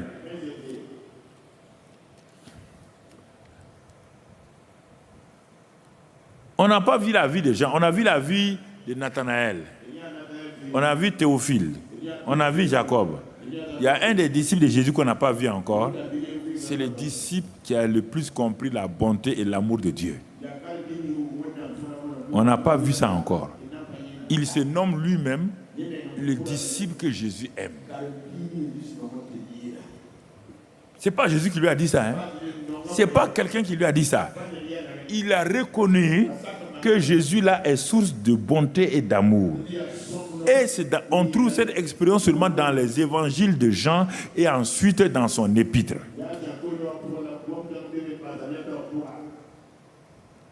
Quand au moment où Jésus dit que quelqu'un va le trahir, Jean sachant que il est... Jésus aime, il a dit que Jésus aime tous ses disciples. Puisqu'il a dit que Jésus aimait aussi Lazare, Marthe et Marie. Mais ils n'ont pas reconnu l'amour de Jésus. On te dit que quand Jésus allait à la croix pour mettre vraiment l'apogée à son amour, on te dit que donc il les aime. Mais les autres n'ont pas accepté ça. Les Pierre, les Jacques, les Matthieu, ils n'ont pas accepté ça. L'amour, là, ils n'ont pas accepté. Il y a Jean seulement qui a regardé. Il a regardé. Il dit, je suis le disciple que Jésus aime. Les gens ont dit, mais pourquoi tu dis ça? Il dit, non. Avant la mort de Jésus, il l'a dit. Après la mort de Jésus, il l'a dit. Quand Jésus a racheté Pierre, Jean suivait. Pierre s'est retourné, mais c'est celui-ci. Jean dit, l'amour, le disciple que Jésus aimait, pour vous prouver que c'est réel, au moment où c'était chaud, où Jésus est assis avec ses 12 disciples en disant, il y a un d'entre vous qui va me trahir. Tout le monde était là. Jean a fait quoi? Il a pris sa tête, allait poser sur la poitrine de Jésus. Parce qu'il sait qui il est. Il sait que Jésus, il est le disciple que Jésus aime. Ce n'est pas Jésus qui a dit qu'il l'aime, hein? Il a reconnu ça. C'est pourquoi il est le seul qui soit resté à la croix. Il dit, mais il m'aime. C'est pourquoi dans 1 Jean 4, 19, il dit ça. Et regardez, 1 Jean 4, 19. Il dit, nous l'aimons. Parce qu'il nous a aimé qui? Le premier. Nous l'aimons parce qu'il nous a aimé le premier. Or, la loi de Moïse dit, tu aimeras Dieu de tout ton cœur, de toute ta force, de toute ta pensée. Mais Moïse, tu nous as mis des problèmes. Un être humain peut aimer Dieu. C'est pourquoi Jean dit, Moïse, tu étais un grand apôtre, hein? Un ami de Dieu. Mais il y a des choses que tu n'as pas compris. C'est parce que Dieu nous a aimés que nous pouvons l'aimer. Quand Dieu nous a aimés, il a répandu son amour en nous. C'est cet amour qu'il a répandu là qu'on peut... Toi, tu ne peux pas aimer ta femme ni tes enfants. Quitte-la. Toi, tu aimes ta femme et ton mari et tes enfants. Quand on vous dit ça, parce que quelqu'un a répondu mal, et j'ai vu ça venir, tu as envoyé une flèche contre moi, c'est pourquoi je te retourne ça. Toi, tu aimes ton mari, tu aimes ta femme, de tout ton cœur, de toute ta force, de toutes tes pensées. Quand on veut vous dire la vérité, vous êtes là, vous m'envoyez des flèches. On est dans le spirituel là. Si tu m'envoies des flèches, je t'envoie ça. Hein. Tu retournes ça, ça va te brûler. Faut pas envoyer ton incrédulité sur moi ici. Ça, c'est important. Certains disent, mais pourquoi le pasteur explose quand il prêche? Je n'explose pas contre l'individu. J'explose contre Satan. Satan vous utilise pour essayer de me faire croire que ce que je dis n'est pas vrai. Je refuse ça. Jésus a dit, Pierre, arrière de moi, Satan. Je dis la même chose. Si tu envoies, je te dis, arrière de moi, Satan.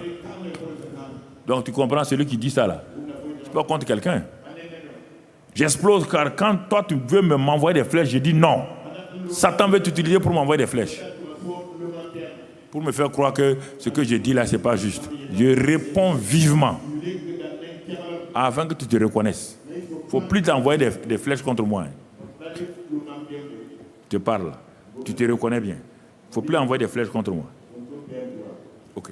Il est dit ici, mon frère, ma soeur, il est dit ici, nous l'aimons parce qu'il nous a aimé le premier. Il a prouvé son amour envers nous. Romains 5, 9. En ce que, lorsque nous étions pécheurs, il est mort pour nous. C'est ça, il nous a aimé le premier. Il a donné sa vie pour nous quand nous avons le dos. Et il a répandu son amour en nous. Alors, nous voulons faire quoi? Frère, c'est ça qui donne la paix, le repos à un chrétien. C'est ça qui a fermé la foi. Pas les gens disent, j'ai pas la foi. Tu n'as pas la foi parce que tu ne connais pas le caractère de bonté, d'amour de Dieu. Dès le moment où tu doutes de son caractère de bonté, d'amour, tu ne peux pas avoir la foi. Parce que tout ce qu'il va te dire là, tu vas comme, si il dit ça là, est-ce qu'il va tenir? Est-ce que Dieu est fidèle? C'est ça le vrai problème de la foi des chrétiens.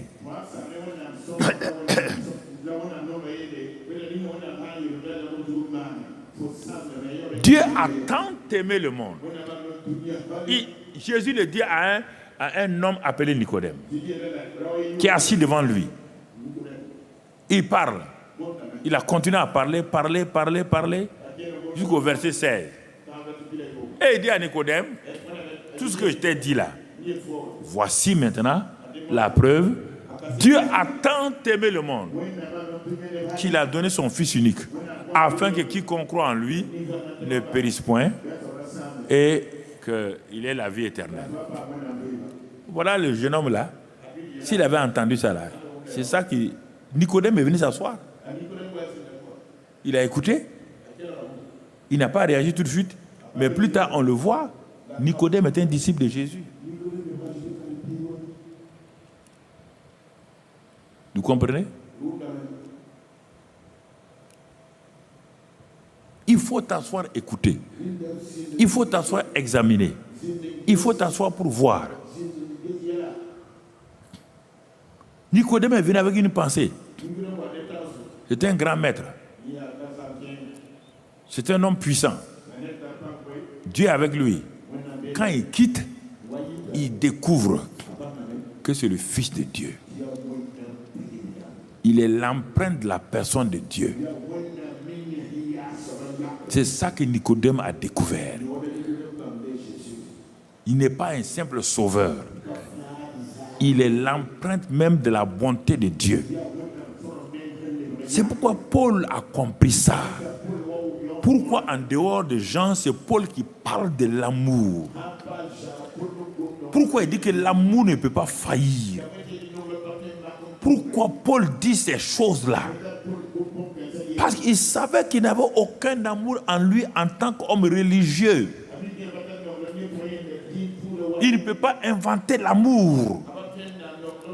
Mais quand l'amour l'a rencontré sur la route de Damas, c'est l'amour qui a terrassé ce fameux Saul de Tarse. Quand il a compris l'amour, c'est lui qui repart dans Romains 5, Romains 8, Romains 9, ensuite Romains 8, 32. Romains 8, 32, il dit, mais lui qui n'a point épargné son propre fils, qu'il a livré pour nous tous. Pour sauver les hommes, Dieu n'a pas dit, je vais envoyer un ange. Il n'a pas épargné son propre fils. Nous sommes les hommes. Nous n'enverrons jamais nos fils. On va aller acheter des gens, des serviteurs, on va les envoyer. Même quand il pleut déjà, pour envoyer ton fils aller prendre une chose, tu vas aller appeler quelqu'un que tu appelles servante. C'est des faux mots comme ça. Moi, j'ai horreur de ça, servante. C'est une fille dans ta maison, toi tu l'appelles servante. Des faux mots comme ça. Là. Bonne. Comment vous allez utiliser des mots, faux mots comme ça là? J'ai horreur de ces mots-là. Horreur de ces mots-là. Ça, c'est quel mot? Des personnes faites comme toi, tu es servant. Dieu, il a regardé au ciel, il y avait les anges, les archanges, les chérubins, les séraphins, pour sauver l'humanité. Il a laissé tous ces choses-là, ces gens-là. Il a dit à son fils, tu vas les sauver. C'est ça l'amour. Et vous voulez douter de ça? Au temps de Moïse, c'était un ange qui venait. Mais à notre temps, c'est le Fils qui est venu.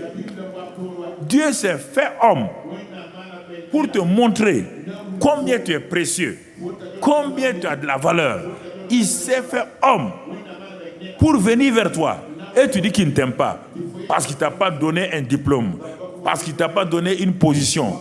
Parce qu'il ne t'a pas donné un mari d'abord. Parce qu'il ne t'a pas donné un homme d'abord. Dieu est intelligent. Il ne t'a pas donné de mari. Parce que le mari qui te voulait là, en 3 mois, il a te caché la mâchoire. Et tu vas dire, c'est même Dieu maintenant. Tu savais que c'était un casseur de mâchoire et tu me l'as donné. Pourquoi vous êtes pressé? Quelque chose ne va. Le cœur. Le cœur. Le cœur. Ah. Moi, j'y vais aller. Ne prends pas la voiture là. Mais tout le monde va au village. Je raconte des histoires réelles. Si je ne pars pas, on va dire que je n'aime pas le monsieur là. On ne part pas à toutes les funérailles. Un chrétien ne prend pas la route parce que dans son village, il y a des gens, quand quelqu'un meurt, ils sont tout le temps. C'est pourquoi vous avez des problèmes. Vous êtes des croque-morts. Vous ne comprenez pas le spirituel. J'ai vu 2 accidents comme ça. Tu vas, alors on va aller, mais tu vas aller, tu as eu la permission. Non, quand même, il faut qu'on montre qu'on est, ah bon? Ok, il faut que tu montres. Ok. 2 personnes, près de Touga, leur papa est mort. Ils se sont levés, on dit, attends, ils ont forcé. Les 2 sont arrivés à quelques kilomètres de Touga, les 2 sont morts. 3 cadavres. À cause du sentimentalisme.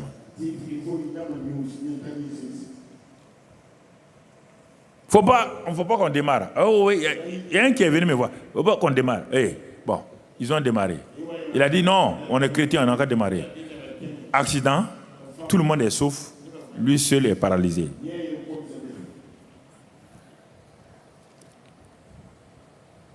Vous voulez être chrétien et commander votre vie. Non.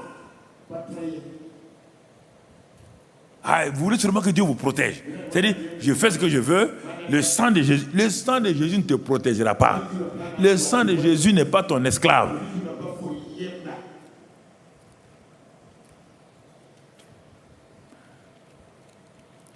Moïse a mis le sang là.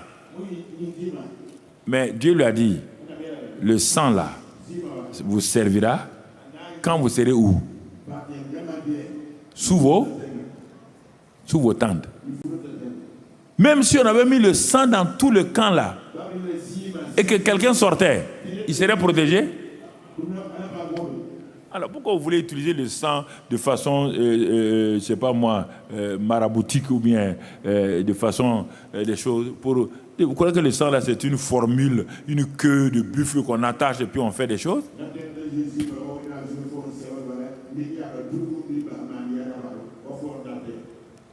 Le problème, nous ne voulons pas croire que Dieu est bon, Dieu est amour, il est compatissant, lent à la colère, riche en bonté, il est un Dieu fidèle.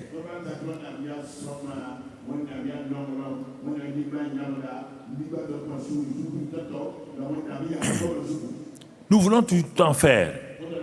C'est pourquoi le pharisien est arrivé devant le temple là.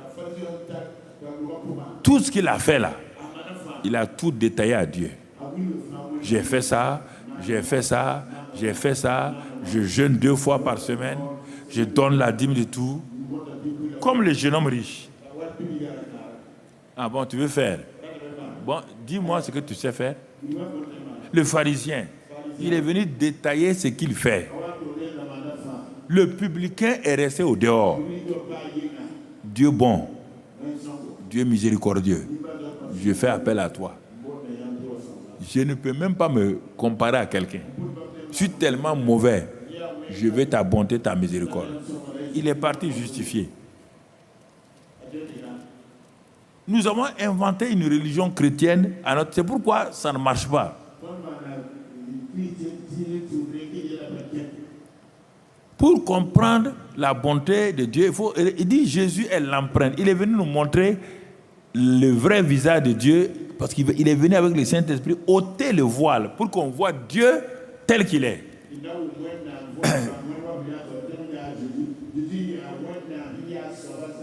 Jean 14, 9, 10. Même les disciples qui suivaient Jésus ne connaissaient pas le vrai visage de Dieu, le Père. Jean 14, versets 9 et 10. Et qu'est-ce qu'il dit là-bas? Philippe dit, mais tu parles tout le temps du Père là. Depuis le temps de Moïse, on parle du Père. Les David, on parle du Père. Bon, Jésus, comme tu dis que tu es son fils là, fais-nous une exception. On va entrer dans la salle là. On va s'enfermer. Et tu vas faire clic-clic. Tu vas nous montrer le visage du Père. On veut connaître le Père. Tu as compris notre Jésus. Il croyait que Jésus va dire Alléluia. Oh, mais Philippe, tu as compris. Jésus lui dit, il y a si longtemps que je suis avec vous. Jésus aimait répondre du tic au tac. Non. Quand tu poses des questions qui vont mettre la confusion dans les autres disciples, il répond devant tout le monde. Quand Pierre l'a appelé de côté, il dit viens. Ne dis pas, tu vois là, ne dis pas que tu vas mourir. Viens. Il a atterri de côté. Jésus a dit, arrière de moi, Satan. Ce qu'il voulait cacher là, Jésus lui dit, arrière de moi, Satan. La même chose ici. Philippe lui dit, bon, toi aussi, montre-nous le Père un peu. Tu vois, non? C'est pas mal. Il dit, mais il y a si longtemps que je suis avec vous, pas avec toi. Il parle à tout le monde maintenant. Il y a si longtemps que je suis avec vous, tu ne m'as pas connu, Philippe? Comme c'est toi qui as posé la question. Je suis avec vous, tu ne m'as pas connu? Ah bon? C'est lui. Qu'est-ce qu'il dit? Qui m'a vu, a vu le Père. Comment dis-tu? Montre-nous le Père. Ah! Tu ne sais pas que je suis l'empreinte de mon Père?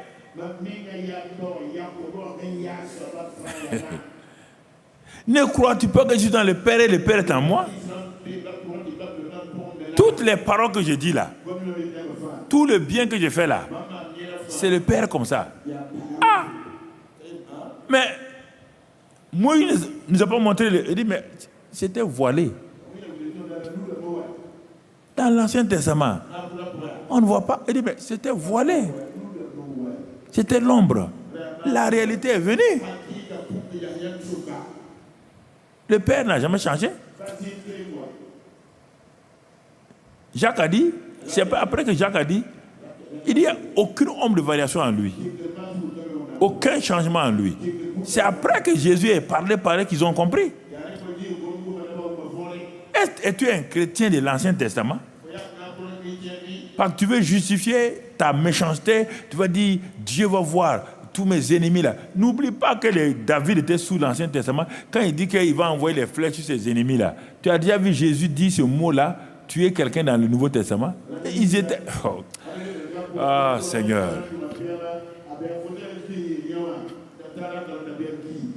C'est pourquoi Jean et Jacques, se croyant dans l'Ancien Testament, quand on a dit, les Samaritains ont dit, Jésus, tu ne rentres pas ici. Et ils ont dit, non, Seigneur, laisse cette affaire-là. Assois-toi tranquillement. Mon frère et moi, on nous appelle les fils de tonnerre. On va envoyer le tonnerre sur les Samaritains. Ils ne vont plus recommencer. Jésus de leur dire, vous savez quel esprit vous anime? Ça, c'est un mauvais esprit. Ah, mais dans l'Ancien Testament, on faisait ça. Il dit, mais c'était voilé. La bonté était voilée. L'amour était voilé. C'est pourquoi vous ne comprenez pas. Je suis venu pour vous révéler la vraie face du Père. Le Père est bon. Il est amour. Il est compatissant. Mais dans l'Ancien Testament, celui qui va comprendre ça, c'est David. Parce qu'il a un sens spirituel aiguisé. Il n'a pas tout compris. Mais il a compris une seule chose, c'est que Dieu est bon, Dieu est compatissant, il est lent à la colère. Il a compris ça, Dieu est fidèle. C'est ce qui faisait que chaque fois qu'il y a un problème, il court vers Dieu. Chaque fois qu'il y a un problème, il se met devant Dieu, il se met à genoux devant Dieu. Il se s'humilie devant Dieu. C'est ça l'attitude que Dieu te demande. Fils, fille de Dieu, va devant lui. Couche-toi. Papa, j'ai fait ça, c'est pas bon. Ce que j'ai fait là n'est pas bien. L'ennemi, j'ai donné l'occasion à l'ennemi de me frapper. C'est pas toi, c'est toi. J'ai donné l'occasion à l'ennemi de me frapper. Mon frère, ma soeur, si tu comprends ça, Jésus te révèle. Ça, c'est l'introduction de la bonté. Je suis en train d'introduire la bonté à partir de Jésus, qui est l'incarnation de la bonté du Père. Dans l'Ancien Testament, regardons quelques passages, ce que David dit. Dans le psaume 25, versets 8 et 9, il dit que le Dieu est bon et droit. Tu notes seulement, psaume 25, versets 8 et 9. Il montre là-bas que Dieu est bon et droit. L'Éternel est bon et droit. C'est pourquoi il montre aux pécheurs la voie. Ce n'est pas les pécheurs qui viennent à lui. Il montre la voie aux pécheurs. il conduit les humbles. C'est parce qu'il est bon qu'il fait ça. Psaume 59, verset 18. Là-bas, on dit Dieu est tout bon, tout bon. Regardez. Oh, ma force, c'est toi que je célébrerai. Car Dieu, mon Dieu, tout bon. Tout bon. Dieu est tout bon. Ah, Dieu dit à David, ah, toi là, tu ne m'épates quoi. Donc, moi, je suis tout bon. Les gens disent que je suis méchant. Non, David dit, tu es tout bon, tout bon. C'est un mot d'affection. Tu es tout bon. Tout bon. Et à cause de ça, tu es ma haute retraite. Dieu ne peut pas laisser tomber un gars comme ça. Tout bon. C'est-à-dire, il n'y a rien de mauvais en toi. Tu es tout bon, tout. T-O-U-T. Mais si toi tu doutes de ça, à cause de tes problèmes, toi et Dieu, vous n'allez pas marcher ensemble. Tu as beau aller, va chez tous les prophètes, prophétesses, va. Donc tu décides qu'ils sont bons plus que Dieu. Va, continue à aller. Bonne chance, mon frère, ma soeur. Le psaume 145, verset 9. Il dit, regardez bien, l'Éternel est bon envers tous, tout le monde. Ah, tu vois? David élargit ça. Il est bon envers tous et ses compassions s'étendent sur toutes ses œuvres. C'est la bonté là qu'on va appeler plus tard amour, compassion, qu'on va appeler fidélité. C'est la bonté là. Ce sont ces dits. On va le voir plus tard.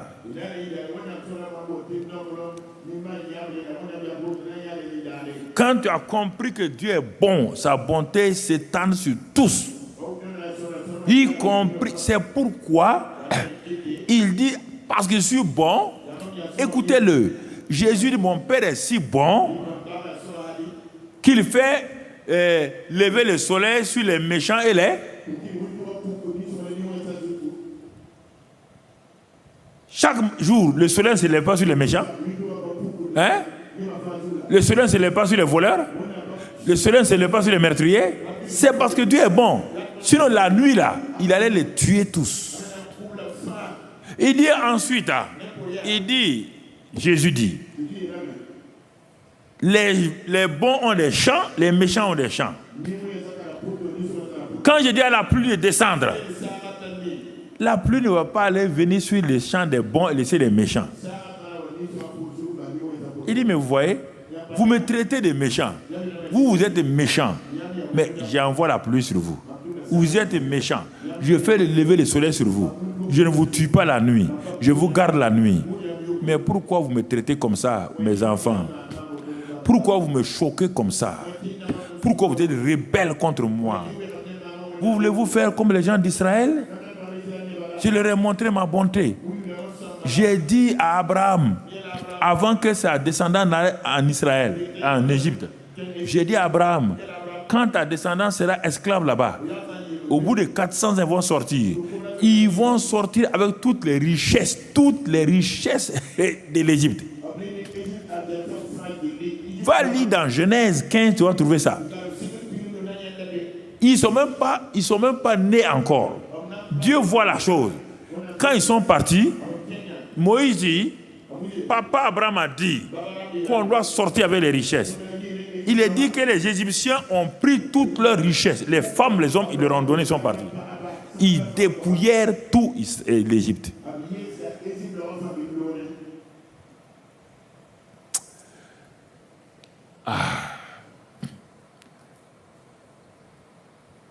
Tu viens de ta religion traditionnelle, c'est ça qui écrit ton problème. Ta religion là, il n'y a aucune religion qui montre que Dieu est bon. Aucune religion. Quand il y a la mort, c'est Dieu. Quand il y a inondation, c'est Dieu. Quand il y a tempête, c'est Dieu. Alors que les gens ont touché à la couche d'ozone, Dieu a dit ne pas toucher à la couche. Ils ont dit on n'est plus intelligent, on va toucher. Dieu dit toucher. Toucher, les cancers de peau viennent. Toucher seulement. Vous allez voir des tempêtes que vous n'avez jamais vues. Vous allez voir des tremblements de terre que vous n'avez pas vus. Puisque moi, je vous dis de ne pas faire. Vous dites que vous faites. Parce que vous êtes supérieur. Vous êtes meilleur. Allez-y. Voici le vrai problème. Mais quand ça arrive, même les assurances, pauvre gars, on dit c'est tu es de nature de Dieu. Les assureurs, là, levez la main là. Vous mentez sur Dieu comme ça. Que c'est la providence ou les choses de nature. Parce qu'ils ne veulent pas te payer, ils ne veulent pas te payer, ils disent bon ça dépend de leur capacité. Quand ils prennent ton argent là, ils aiment ça, ils bouffent. Maintenant quand ils doivent te rembourser, ils disent ça c'est non. Cette chose là, c'est pas là-dedans, ça c'est nature. Donc ça veut dire que c'est indépendant de nous. Ils mangent haram comme ça, tout quoi leur ventre les baga comme ça. Ils viennent à fond. Ça c'est quoi? Mentir tout le temps sur Dieu. Voici un gars qui est parti voler. Tout le temps, il vole. Quand il vole, il tue quelqu'un. Un jour, on le tue. Tout le monde va chez ses parents. Alors, Sagolo. Quand il tue les gens, ça, c'est pas Alasago. Maintenant, lui, il est mort. Vous n'avez rien à dire. Vous pouvez aller vous asseoir, vous taire. Et vous partez.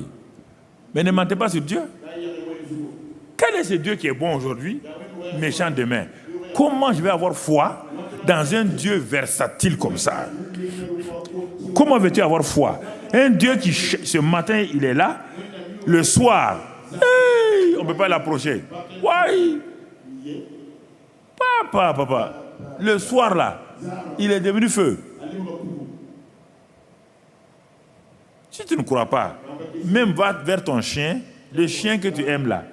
Va vers lui, ce que je te dis là, va vers lui. Quand il te voit venir, il court vers toi. Mais je te dis, même les animaux vont te prouver que ce que tu fais là, Dieu ne sera jamais d'accord avec toi. Ce jour-là, tu arrives. Tu sors un gigot. Le chien fait... Il court vers toi.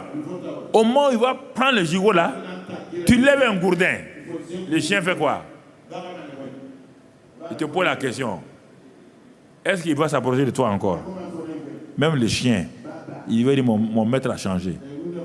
Il a une double nature, il est schizophrène. C'est un schizophrène. Il a deux natures. Il me donne le gigot, il lève le gourdin. Même le chien discerne entre le gigot et le gourdin. Le gourdin ressemble au gigot, mais il sait que ce n'est pas du gigot. Alors, comment veux-tu prendre un Dieu comme ça? Un Dieu qui te présente des gigots, des bénédictions, et qui te présente des malédictions. Comment veux-tu avoir confiance en lui? Et pour la question, répondez-moi. Pourquoi votre foi vacille là? C'est ça. Et vous mettez ça sur les gens. Ah, c'est parce que lui, il a fait comme ça. Lui, là, il n'aime pas au service. Mais c'est pas, tu ne connais pas que tu es bon. J'ai travaillé comme toi. J'ai eu les mêmes histoires comme toi. On m'a mis au garage 2 ans. J'ai dit quoi à quelqu'un? Il ne me suis jamais plaint. Quand je suis sorti du garage, après avoir été réparé, si on me met au garage, c'est que je suis en panne. Il n'y a pas de problème. Tu as déjà envoyé ta voiture au garage si ta voiture marche bien? Mais voilà, pourquoi? Il y a des choses naturelles que vous acceptez, il y a des choses que vous ne voulez pas accepter. J'ai dit aux gens, ah mais on ne comprend pas, le nouveau DG est contre toi. Il dit, personne n'est contre moi. Il dit, si Dieu est pour nous, qui est contre nous? C'est écrit là. J'ai répondu aux ouvriers là comme ça. Il dit, bon, ils m'ont donné un bureau. Ils m'ont donné une voiture de service. On me paye mon argent. Mon frère, j'ai commencé à étudier la Bible. Les ouvriers rentraient dans mon bureau. Je les conseille. J'ai pris pour eux. J'ai commencé 2 ans à être pasteur caché dans un bureau de directeur. 2 ans. Quand les 2 ans sont finis, mon frère, la révolution est venue. Dieu a utilisé la révolution pour me sortir et en même temps me propulser. Dès que la révolution est venue, les ouvriers ont dit, le type là n'a rien fait. On dit, ah bon? Mais pourquoi on l'a puni? On dit, ah, on ne sait pas. Le même jour qu'on a dit au directeur général de me restaurer à mon poste de directeur commercial, le même soir, le samedi soir, on m'appelle à Ouaga. Le mercredi prochain, au conseil des ministres, j'étais nommé directeur général.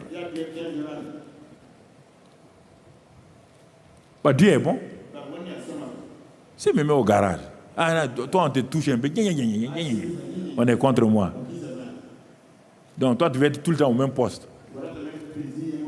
Mais les gouvernements changent, non? Les ministres changent, non? Toi, tu as été fait pour directeur, pour être là-bas éternellement. Même si on te met à la retraite, on est contre toi. Il faut être intelligent. Il faut être intelligent. Tout change. Il n'y a que Dieu qui ne change pas. Sa bonté ne change pas. Son amour ne change pas. Accroche-toi à Dieu. Accroche-toi à Dieu. Tout change. L'amour des gens change. Si les gens qui disent qu'ils t'aiment là, c'est le même type qui va te haïr demain. Tu le vois, non? Tu le vois partout.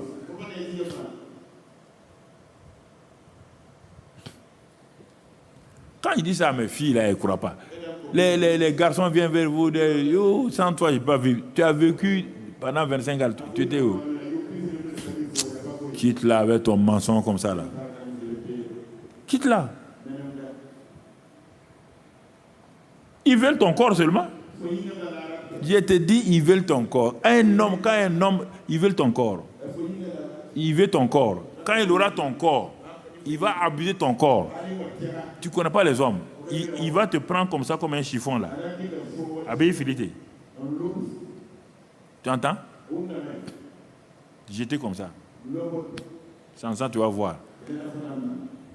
En temps, tu vas retourner vers ta mère. Ah, maman, tu avais raison. Il dit, ah, ma fille, comme tu es devenu chiffon maintenant, on va faire quoi? Tu vas retourner vers ton père. Tu vas dire, papa, il faut m'aider. Il dit, ah, ma fille, c'est ça qu'on t'a vu là, on t'a dit là. Ne parle pas vers ce garçon-là, laisse-le. S'il veut te marier là, il n'a qu'à suivre les bonnes voies. On va sortir. On n'est pas esclaves. Il n'y a pas de problème. Les hommes abusent des femmes. Ah, ok. Tu ne comprends pas. Quand il va abuser de toi, les jours qu'il va te jeter là, ni ton père, ni ta femme, ni tes frères ne pourront te regarder. En ce temps, il a fini avec toi. Tu ne connais pas l'homme. L'Ivoirien dit l'homme, ce n'est pas la femme. Ok. Je vous parle. L'homme est méchant. Quand il a un intérêt, il va t'appeler chérie. Quand il a un intérêt, mon coucou, ma coucou. Il va te donner tous les noms, prénoms, surnoms, préjugés, tout. Le jour qu'il va finir avec toi, ok. Ce nom, il va t'appeler caca. De coucou, il va t'appeler caca. Ok. On vous parle, vous ne voulez pas écouter. Non, moi je parle bagarre. Voilà. Il n'y a rien de mauvais là-dedans. Mon ami. Toi, à la maison, là, tu parles pire que ça. Donc, il ne faut pas me... La bonté de Dieu, il faut la découvrir. Il faut l'accepter. Et tu vas voir. Ah, mais Dieu est si bon, hein. Je n'avais pas découvert ça. Ah, moi je priais. Mais je ne me suis jamais assis pour bénir Dieu, pour le louer, pour lui dire que vraiment il est bon. Je n'ai pas reconnu ça. Ah, je partais pour qu'on prie pour moi, qu'on prie ici, qu'on prie là. Mais moi, je ne me suis jamais assis pour voir que Dieu est bon.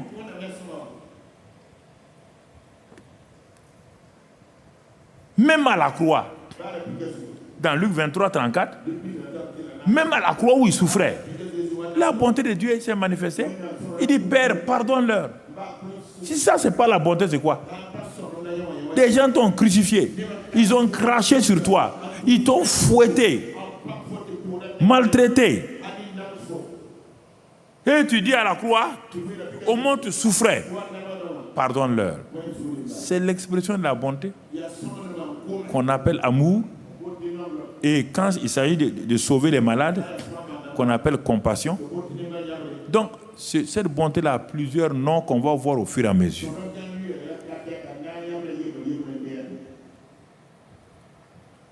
Le jeune riche, il a dit bon, mais il voulait faire des choses. Zachée n'a pas cité une seule loi. Zachée était mauvais, méchant. Mais quand il a regardé Jésus, quand il a entendu parler de Jésus, il dit le type est bon. À cause de sa bonté-là, si je m'en vais le rencontrer, je sais qu'il ne me rejettera pas. C'est ça la bonté. La bonté ne rejette pas. C'est pourquoi il a trouvé pour le voir. Quand le Père a vu que Zachée cherchait la bonté de Dieu à travers son fils Jésus, il a révélé à Jésus que Zachée est sur l'arbre. La bonté va faire entrer Jésus dans la maison d'un méchant. La puissance de la bonté, aucune porte ne peut se fermer devant cette puissance-là. Je ne sais pas si vous comprenez. Même les pharisiens là, que Zachée aidait là, ils ne veulent pas aller se Zachée. C'est un type impur, mauvais. Et ils voient Jésus, qui se dit fils de Dieu, le Saint d'Israël, qui prend la route de la maison de Zachée, et qui rentre chez Zachée, qui mange chez Zachée, et qui dit à Zachée, le salut est entré aujourd'hui. Les gens ont dit non, Jésus n'en est pas la vérité. Mais pourquoi? Quand tu reconnais la bonté ouvre la porte de Dieu dans ta maison. Si tu reconnais la bonté de Dieu, tu viens d'ouvrir une grande porte pour toi au nom de Jésus. Tu viens d'ouvrir une porte. La porte à laquelle tu aspirais il y a longtemps par les jeûnes, les prières, là, reconnais seulement sa bonté. Le jeune homme riche n'a pas reconnu ça. Il est parti. Regarde les 10 lépreux. On va revenir sur ces détails-là quand on va arriver à la bonté, la maladie, la bonté et les malédictions. Quand on va arriver sur tout ça là. Les 10 lépreux sont des maudits, ils ne doivent pas aller, même dans leur famille, leurs femmes, leurs enfants ne doivent pas les accueillir. Mais ils ont entendu parler de Jésus. Ils ont tellement entendu parler de lui qu'ils ont dit cet homme-là, c'est la bonté même de Dieu incarné. Faisons tout. Parce que si on rentre en ville là, sans prendre un bon chemin, si les gens nous rencontrent, ils vont nous lapider. Renseignez-vous pour voir où il est. On va prendre un chemin rapidement, le rencontrer. C'est ça qu'ils ont fait. Quand ils ont su que Jésus était là, ils ont regardé quel chemin peut aller là-bas sans que les pharisiens ne les lapident. Ils sont allés rapidement. Quand ils sont allés, ils ont crié à Jésus. Ils n'ont pas le droit de se présenter devant un prêtre. Et ils se prêtent devant le souverain sacrificateur, Jésus. Ils crient. Jésus dit, bon, allez-y. Allez-y vous montrer là. Allez-y vous montrer. Il dit, le type est tellement bon qu'il nous considère déjà guéris. Ce sont les lépreux guéris qui vont au temple. On va aller. Allons-y. Oh, viens et vois comme le Seigneur est bon. Ils chantent. Et en pleine route, ils sont guéris. Mais maintenant, il y a le manque de reconnaissance. Dieu peut être bon, mais tu n'es pas reconnaissant. Il y a 9 qui n'ont pas été reconnaissants, un seul a été reconnaissant. Ça, c'est autre chose. Tu vois? Bartimée. Quand on a dit que c'est Jésus qui passe, il dit quel Jésus? On dit amen. Le bon Jésus là, c'est lui qui passe ici. Vous êtes sûr? On dit non, c'est lui qui passe. Il se lève. D'un seul coup, il jette son manteau. Il dit si c'est le bon Jésus là, manteau, je n'ai plus besoin de toi. Si c'est le bon Jésus là qui passe, je n'ai plus besoin de toi. Il crie, aie pitié de moi, exerce ta bonté. Je veux ta bonté. Mais Jésus a dit, lève-toi, viens. Vous voyez bien? Il n'est pas dans une église. Zachée n'est pas un bon type d'un publicain. Les lépreux ne vont plus au temple. Mais c'est la bonté. Il dit, mais que veux-tu que je fasse? Il dit, mais que je vois? Il dit, mais vas-y, tu vois. D'où sa foi est venue. Sa foi est liée à la bonté de l'homme là. Parce qu'il est bon là, il a dit, ah, s'il est bon. Donc moi j'ai confiance. La base de la foi, c'est de reconnaître ce que Dieu a dit dans sa parole, que lui il est bon. Puisque la foi vient de ce qu'on entend. Tu as entendu quoi? L'Éternel dit, je suis bon. Je suis miséricordieux. Je suis lent à la colère. Ça ne te donne pas la foi. Toi, tu veux quoi? Tu veux des frémissements? Tu entends? La syro-phénicienne, elle sait que Jésus est bon. Quoi qu'on fasse, il est bon. Elle est partie. Silence, mépris, tout. Elle dit, tu ne me connais pas. Moi, je sais que tu es bon. Tu n'as qu'à faire ce que tu veux. Ta bonté là va se manifester. Elle n'a pas eu raison. Pourquoi quand vous partez chez Dieu un peu sur le matin, vous êtes fâché, vous n'ouvrez plus la Bible pour lire, vous n'allez plus à l'église. Vous ne connaissez pas son caractère. Vous ne connaissez pas son caractère. C'est la persévérance et la foi qui peuvent hériter de la bonté de Dieu, qu'on appelle les promesses. Je vous pose la question. Regarde déjà, on est en train d'aborder, hein? On n'est même pas rentré. La bonté de Dieu face à ta famille. La bonté de Dieu face à tes maladies. La bonté de Dieu face à tes situations financières et tout. On n'a même pas vu ça. Ça, je suis en train d'entrer tout juste là-dedans. La syro-phénicienne est partie avec à la guérison. Le centenier sait qu'un Romain ne doit pas venir chez quelqu'un. Il le sait. C'est interdit qu'un Romain aille quelque part. Mais s'il est parti chez Jésus, c'est parce qu'il sait qu'il est bon. C'est la bonté que le centenier romain a vue. C'est pourquoi Jésus a dit grande foi là. C'est parce que les gens l'ont reconnu. Ils n'ont pas eu d'enseignement. Ils l'ont reconnu par le oui-dire. La femme à la perte de sang. Ce qu'on a dit là. Le type là, quelle que soit ta méchanceté. Nous, on l'a vu l'autre jour là. On a pris une femme là. Parce qu'elle a commis adultère, on voulait la lapider. Il a dit non, qu'elle est libre. Ah, on a vu ça. Il est rentré chez Simon. Le méchant type là, il est rentré là-bas. Ah, il est rentré chez Zachée. La femme dit, il est bon comme ça. Elle dit oui. Ah, s'il est bon comme ça, il n'y a pas de problème. S'il est bon comme ça, tu dis qu'il a purifié 10 lépreux. On dit oui. Moi, je suis comme un lépreux. En Israël, une femme qui a le sang est comme un lépreux. S'il a guéri les lépreux, s'il a laissé les lépreux venir, on dit mais non, c'est pas fini. Il y a un lépreux même que Jésus a touché. Il a touché un lépreux. Ah non, le type est bon. Elle s'est levée, elle n'a pas été guérie. Ouais, je te pose la question. Regarde ta vie. Tu dis que tu crois que Dieu est... Tu crois que Dieu est bon? Et toi, tu traînes tes affaires encore? Dieu est bon, tu traînes tes problèmes? Toi, tu as rencontré le Dieu bon et tu es parti à ton fardeau. Tu as rencontré le Dieu bon, tu es parti à ton fardeau. Hein? Et quand sa bonté l'a amené à la tombe de Lazare. Sa bonté ne l'a pas... Tu comprends? C'est sa bonté qui a fait qu'il a dit d'ouvrir la tombe là, malgré l'odeur là. Il a dit d'ouvrir.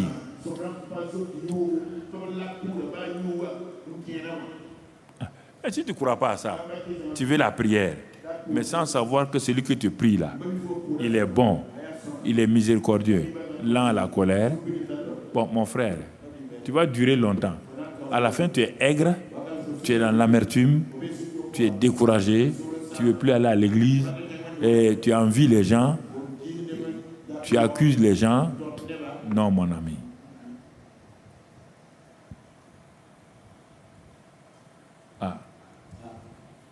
Je vais m'arrêter là parce que le chemin est long. Tant que ça ne s'est pas rentré dans votre cœur, toutes vos prières là, elles vont finir en queue de poisson. Parce qu'elles vont finir parce que Dieu n'est pas bon. S'il n'est pas bon, il arrête avec vous. Pourquoi Dieu a permis ça? Pourquoi Dieu m'a fait ça? Si toi tu dis pourquoi Dieu t'a fait ça, toi là, toi tu es qui? Si tu te prends pour quelqu'un, que Dieu a osé te faire ça, toi tu te prends pour quelqu'un. C'est de l'orgueil ça. Tu te prends pour quelqu'un.